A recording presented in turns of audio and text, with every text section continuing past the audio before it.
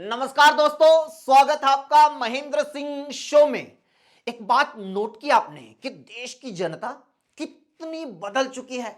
आज जनता सरकार के साथ मां की तरह बिहेव करती है। वो मां जो अपनी औलाद पे कभी शक नहीं करती, ये वही जनता है जो 2014 से पहले सरकार के साथ बीवी की तरह बिहेव करती थी, जो अपने पति पर कभी विश्वास नहीं करती। पिछली सरकारों के टाइम ये जनता बेटर हेल्थ फैसिलिटी चाहती थी, मेडिकल कॉलेज खुलवाने की डिमांड रखती थी। लेकिन आज जनता मेडिकल कॉलेज बंद होने पर जश्न मनाती है। ये मजा आ गया भाई साहब, बस एक बार जेएनयू और बंद हो जाए। जम्मू कटरा वाले माता वैष्णो देवी मेडिकल कॉलेज की मान्यता रद्द होने का जश्न खत्म भी नहीं हुआ था। अंधभक्तों को अब एप्पल ने नई टास्क दे दी, क्योंकि एप्पल ने बताया है कि 2025 में उसने अपने सीओओ जो कि भारतीय मूल के सबीह खान हैं, उनको सबसे ज्यादा 234 करोड़ रुपए सैलरी दी। जी हां, 234 करोड़। मैंने अपने एक मोदी सपोर्टर दोस्त को यह न्यूज दिखाई, वो मानने को तैयार नहीं हुआ। बोला, अरे पंचर लगाने के इतने करोड़। भाई ये लोग मानने को तैयार नहीं है कि कोई मुस्लिम डॉक्टर बन सकता है, कोई सीईओ या सीईओ बन सकता है। लेकिन यहां पर प्रॉब्लम यह है कि ये लोग एप्पल का बायकॉट भी नहीं कर सकते, क्योंकि एप्पल में भी भगवा रंग आ गया है।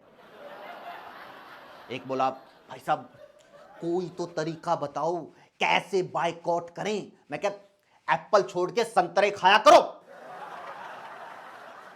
हाँ, संतरे से याद आया, मोदी जी के एक्स मित्र डोनाल्ड ट्रंप, ये नारंगी नेवला,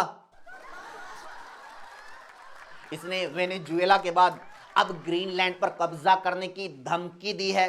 वैसे तो इस न्यूज का इंडिया से कोई खास लेना देना नहीं है, लेकिन कुछ लोगों को लगता है कि ट्रंप ये सारी हरकतें सिर्फ मोदी जी को चिढ़ाने के लिए कर रहा है, क्योंकि वो जताना चाहता है कि ये सिर्फ नक्शे बनाकर उसमें भगवा रंग भरने से अखंड राष्ट्र नहीं बनता।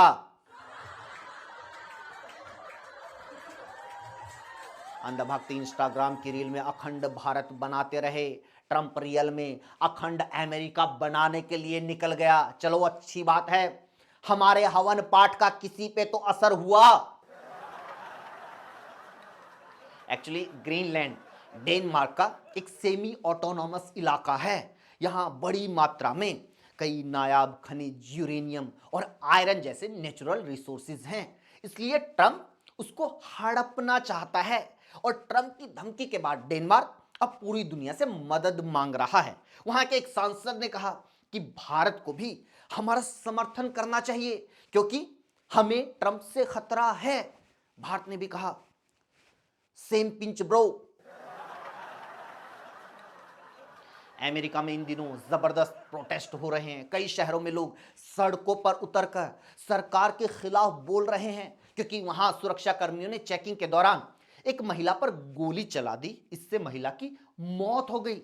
सिर्फ एक मौत पर पूरे देश में हंगामा हो रहा है, और यहां इतने दिनों से लगातार गंदा पानी पीकर लोग मर रहे हैं, छोटे छोटे बच्चे मर रहे हैं। लेकिन कोई हंगामा, कोई प्रोटेस्ट छोड़ो, कोई परेशान तक नहीं हो रहा। अरे सब ड्रामा है। गंदा पानी पीने से भला क्या होता है? हमें तो आज तक गोबर खाने से कुछ नहीं हुआ। नहीं, ऐसी बात नहीं है। इंडिया में भी प्रोटेस्ट हो रहे हैं, और उसी मध्य प्रदेश में हो रहे हैं, जहां गंदे पानी से कई लोगों की मौत हो गई। यहां खुद हिंदू संगठन सड़कों पर उतरे हैं गाय के लिए। जी हां, भोपाल में एक बड़ा आधुनिक कसाई खाना बनाया गया है, जहां पशुओं को काटा जाता है। हंगामा तब हुआ जब यहां से 26 टन गोमांस बरामद हुआ। उस भोपाल में गोमांस बरामद हुआ जहां नगर निगम में बीजेपी का राज है, स्टेट में बीजेपी का राज है, केंद्र में बीजेपी का राज है, फिर भी गायों को काटा जा रहा है। समझ रहे हो? सिर्फ गायों को नहीं, हिंदुओं का भी।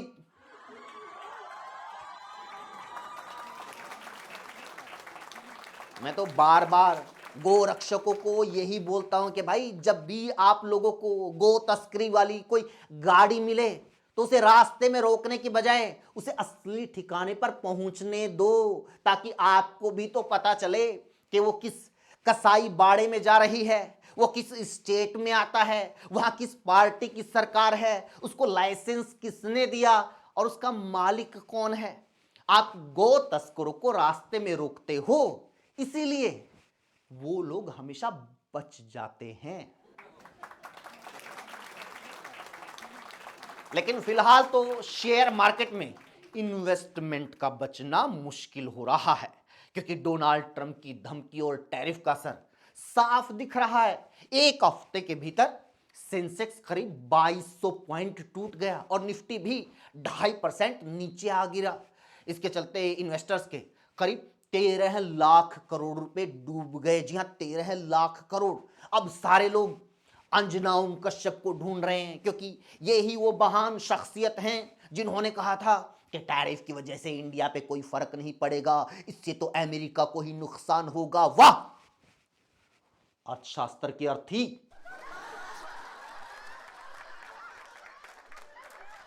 इस हफ्ते एक न्यूज ये भी आई कि चीन की कंपनियों पर लगा बैन हटने जा रहा है।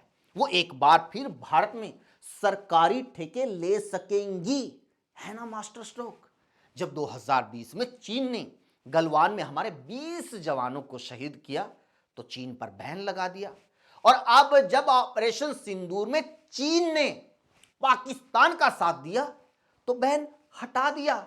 यानी अब चीन भारत से लाखों करोड़ रुपए कमा सकेगा, और हमारे बाबा लोग बांग्लादेश के क्रिकेट खिलाड़ी का सिर्फ 9 करोड़ रुपए का कॉन्ट्रैक्ट कैंसिल करवा के ही उसे सनातन की जीत बता रहे हैं।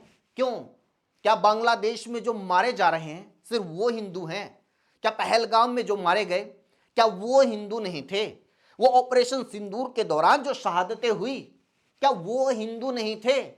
और बांग्लादेश को अडानी जो बिजली सप्लाई कर रहा है, मोदी सरकार जो तेल सप्लाई कर रही है, बांग्लादेशियों को भारत के लोगों से भी कहीं ज्यादा सस्ता तेल दिया जा रहा है।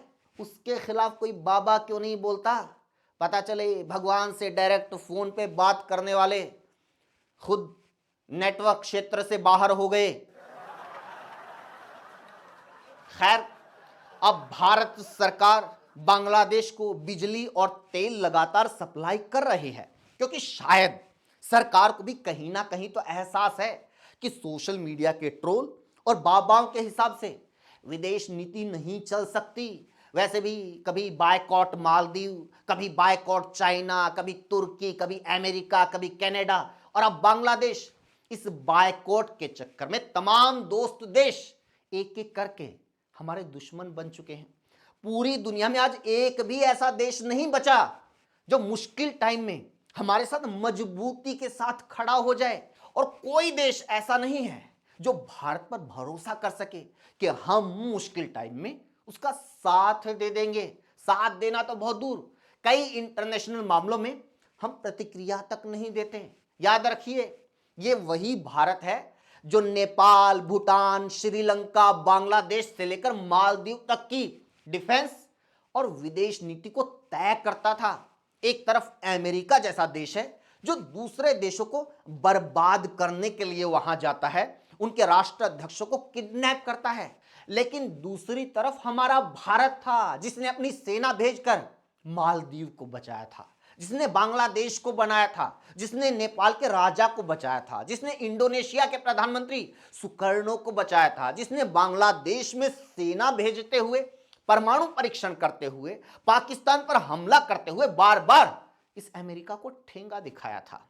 हम ये सब कर पाए क्योंकि हमने हमेशा अपने पड़ोसी देशों के साथ बड़े भाई जैसा बर्ताव किया। हमने अपनी नीतियों में हमेशा बड़ा दिल दिखाया। मजबूत देश ऐसा ही करते हैं, वो दूसरों का बायकॉट करने की बजाय दूसरों को खुद के ऊपर निर्भर बनाते हैं। भाई चीन का एग्जाम्पल ले लो, है तो वो हमारा दुश्मन, लेकिन उसका दुश्मनी निभाने का तरीका अलग है। हम बायकॉट के खेल में लगे रहते हैं, और चीन हमेशा कोशिश करता है कि भारत उससे ज्यादा व्यापार करे, ज्यादा से ज्यादा चीन से इंपोर्ट करे, ज्यादा से ज्यादा उसके ऊपर निर्भर हो जाए।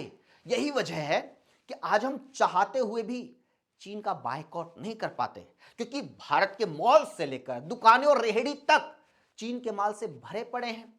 यही नीति अमेरिका की है। उसने तमाम टेक्नोलॉजी से लेकर हमारे कंप्यूटर और मोबाइल तक पर कब्जा कर रखा है। इसीलिए अगर मोदी सरकार भारत की जो मूल विदेश नीति थी उस पर वापस लौटती है, वापस अपने पड़ोसियों को जताती है कि भारत तुम्हारा अभिभावक है, उसके बिना तुम्हारा गुजारा नहीं है, तो यह अच्छी बात है।